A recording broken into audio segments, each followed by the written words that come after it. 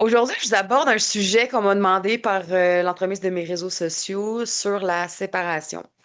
C'est un sujet que j'aborde un peu plus souvent dans mes rencontres individuelles parce que c'est vraiment propre à chacun, comment vous allez vivre une séparation, puis le niveau d'intensité que celle-ci euh, peut prendre de l'ampleur dans votre quotidien. Puis je vais essayer d'aller vous expliquer, de démystifier un peu qu'est-ce qui peut se passer euh, dans cette dynamique-là, dans ces situations-là. Tu sais, vous savez, depuis que je sais pas combien de vidéos vous avez pu regarder, tu sais, vous avez pu écouter, c'est sûr que je parle toujours de l'inconscient.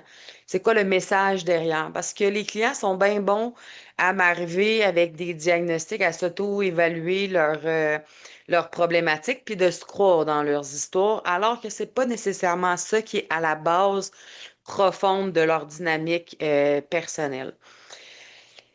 Puis où est-ce que je veux en venir en vous disant ça, c'est que exemple, si on parle d'une séparation qui, là, je vais parler soit homme ou femme, là, je veux pas que personne prenne ça personnel, mais là, je vais prendre dans ce contexte-ci une, euh, une femme qui s'est fait laisser, OK, par son conjoint. Puis il va arriver dans mon bureau, puis il va trouver ça, mais souffrant à un point là, que tu sais, elle arrête de manger, elle sort plus, elle s'isole, il se passe plus rien, tu sais, c'est un drame là, qui est en train de se produire, cette séparation-là. Puis on comprend tous que oui, c'est souffrant de perdre quelqu'un qu'on aime, mais tu sais, quand on y réfléchit comme il faut, est-ce que c'est si souffrant au point de d'arrêter de se nourrir?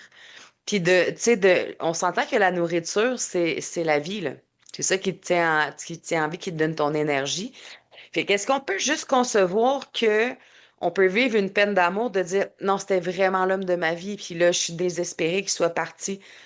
Tu te laisses pas mourir pour une peine d'amour. C'est qu'il y a quelque chose de plus profond que ça, que ça vient enregistrer, que tu as enregistré jadis par rapport au fait de te laisser, tu sais, de te faire laisser. Puis, on peut prendre un exemple, parce que là, c'est sûr que j'ai pas personne avec moi pour faire cette vidéo-là qui m'explique une situation, mais on peut aller creuser plus loin puis percevoir que la personne, elle a enregistré que quand elle vit cette séparation-là, c'est pas juste de dire, bon, ben, je t'aime plus, je m'en vais. C'est qu'elle a enregistré, elle, tu sais, dû à un trauma, dû à une situation dans sa vie ou peut-être qu'elle a déjà vécu l'abandon dans sa famille avec ses parents ou peu importe. Puis elle a enregistré qu'elle valait pas la peine. C'est pas juste je me fais laisser, j'en vaux pas la peine. Fait que j'arrête de me nourrir, puis tu sais, je me laisse à l'abandon de moi-même parce que ça vaut pas la peine. Je vaux pas la peine de vivre. Tu sais, il y a quelque chose toujours de comme plus poignant, plus profond dans cette dynamique-là quand la personne a un comportement qui va comme à l'extrême, là. Parce que, tu sais, on comprend tous que oui, on peut avoir de la peine, mais quand c'est comme, il manque comme un bout, là, tu sais, des fois, quand le comportement, il est comme trop auto-saboteur, que la personne, elle veut quasiment se laisser mourir. Tu sais, suite à une séparation, ça fait juste pas de sens. Il y a une blessure plus profonde à aller creuser, à aller essayer de démystifier qu'est-ce qui se passe. Puis, une autre chose qu'on peut aussi explorer, puis ça, vous irez voir, j'ai fait une vidéo sur les phases d'un couple, les phases relationnelles, puis vous allez peut-être un peu plus comprendre avec ce que je vais vous expliquer. Euh, dans la dynamique d'un couple, on choisit toujours notre conjoint pour guérir. Puis souvent, ça va être avec le parent qu'on va avoir une, une, euh, quelque chose qui va s'être programmé, qu'on va avoir enregistré, bref, qu'on aura besoin d'aller libérer, que notre parent va nous avoir fait vivre. Puis dans la phase 2 du couple, on tombe dans une phase qui est comme beaucoup dans la critique de l'autre, puis dans la projection. Puis souvent, on est dans la projection du parent avec qui on doit aller régler le conflit ou le trauma ou la blessure qu'on va avoir vécue. Fait que si t'es pas dans la conscience que tu es en relation pour guérir tes propres blessures, puis que tu es avec ton conjoint, bien, vous allez jouer une dynamique dans votre relation du parent-enfant. C'est-à-dire que toi, si tu projettes ta mère sur ton conjoint, tu peux pas être un adulte, là. Tu restes un enfant. Fait que, en faisant cette dynamique-là peut rester dans le temps aussi avec ton conjoint. Puis quand les deux sont pas dans la conscience, cette dynamique-là se relance la balle. À un moment donné, c'est ton conjoint que lui va projeter sa mère sur toi. Toi, tu vas devenir l'adulte, lui va redevenir l'enfant. Puis vous vous amusez à vous relancer cette balle-là, cette dynamique-là. Puis tant que la dynamique convient aux deux, ben le couple va persister dans le temps, va durer, euh, va, va durer là, le couple va tenir bon dans le.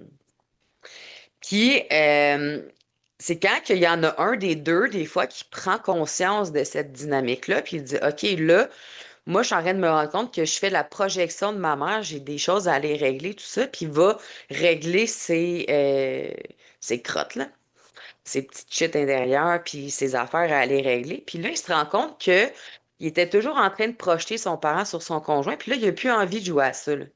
Lui, il veut régler ses affaires, il veut se libérer de ça. Fait que le moment donné, il reprend sa responsabilisation dans la relation, puis il décide de vouloir être un adulte en relation. Fait qu'il n'y a plus, j'ai envie de jouer au rôle là, parent-enfant que vous vous lanciez toujours la balle dans le début de votre relation.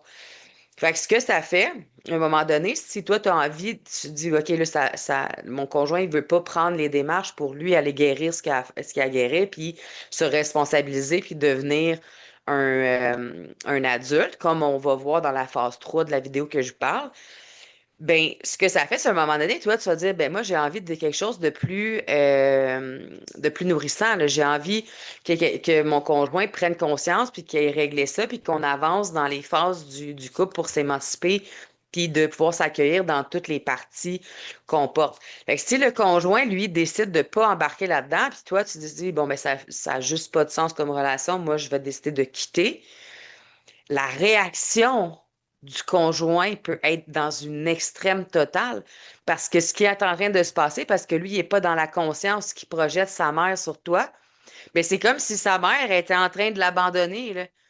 Puis là, lui, il a peut-être 3 ans, 4 ans, là. Hey, mais non, mais là, ça peut être la crise, là. Là, j'ai déjà vu des gens, lors d'une séparation, faire une crise de bacon comme un enfant de 3 ans. Mais il n'est pas dans la conscience qu'il est en train de projeter sa mère sur sa conjointe. Puis là, il a l'impression que c'est sa mère qui l'abandonne. Mais c'est pas ta mère. C'est juste la femme avec qui tu étais, avec qui tu partageais ta vie. Mais quand tu n'es pas dans cette ouverture-là, dans cette conscience-là, tu sais, le rationnel, il réagit avec ses modes de protection, puis son bagage, ses bébites, là. C'est pas l'inconscient qui, comme en conscience de dire, OK, là, c'est pas ma mère qui me laisse, c'est juste ma conjointe, je vais m'en remettre.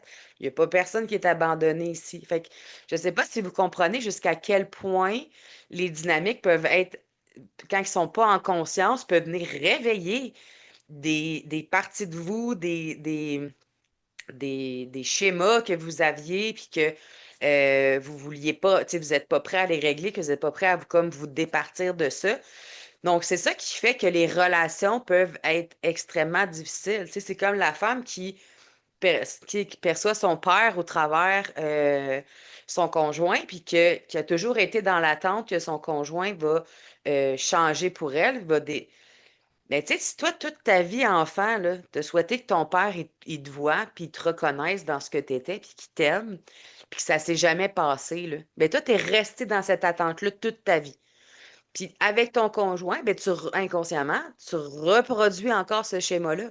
Fait que toi, t'attends que ton conjoint, il décide de changer, puis de faire des choses pour toi, puis que tu sois enfin comme entendu, puis reconnu dans tes besoins, puis dans ce que tu veux.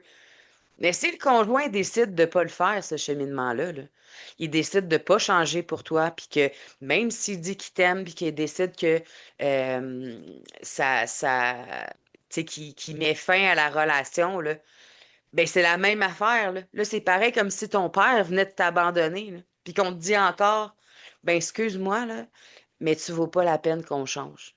Tu vaux pas la peine d'être entendu, tu vaux pas la peine d'être. Hey, Chris, c'est souffrant, là. C'est souffrant. Fait que t'imagines-tu l'ampleur de la séparation à ce moment-là quand tu es dans cette dynamique-là?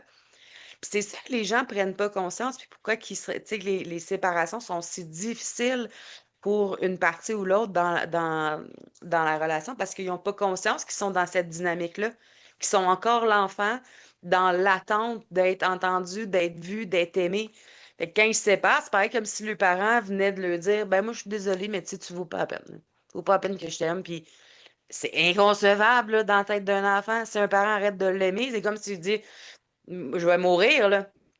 Même mon parent, tu sais, même pas. Fait que c'est toute cette dynamique-là qu'il faut comprendre, puis que quand on a ça en conscience, ben toute relation devient plus facile, toute séparation devient plus facile. Tu sais, je dis le mot facile, mais vous comprenez, va donner beaucoup plus, avec une certaine maturité, là, puis une compréhension de soi qui fait que ça sera plus comme la fin du monde, là. Ça va devenir comme dire, bon, ben, on se sépare parce que, tu sais, on n'est pas prêt à faire les démarches chacun pour gérer nos bébites puis décider de poursuivre cette relation-là. Fait que c'est important de prendre conscience de ça pour éviter que les clivages, les extrêmes soient pas aussi intenses. Tu sais, quand on prend conscience de tout ce qu'on porte, de toutes les parties de nous, puis qu'on les accueille, puis qu'on on fait le cheminement par rapport à ça, ben, nos highs puis nos downs là, sont beaucoup moins, tu sais, quand je parle du clivage, là, les extrémités sont beaucoup moins intenses que quand on est dans l'inconscience, là, parce qu'un enfant, c'est ça, là, c'est d'être toujours dans les extrêmes. C'est comme soit qu'il est heureux, soit qu'il pense qu'il va mourir si ses besoins sont pas.